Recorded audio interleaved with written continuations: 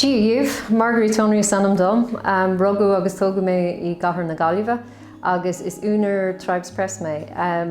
Is fuilte chóir leabhar il teangach Tribes Press agus chuir méid lán béim an timpachta agus sláinte na timpachta sa fuilte chóir seo.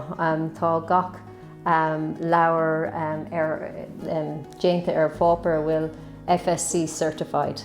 So tá méid ag déanamh SEIRBHÍSÍ do timpachta.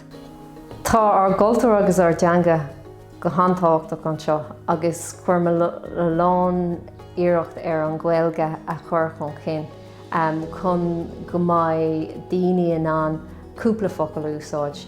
Tá cúpla focail le gach duine, agus tá sé táchtach an cúpla focail úsáid, agus chuir mar podcríaltaí amach ag rád a gcuoine tá cúpla focail le gach duine úsáid de theanga féin.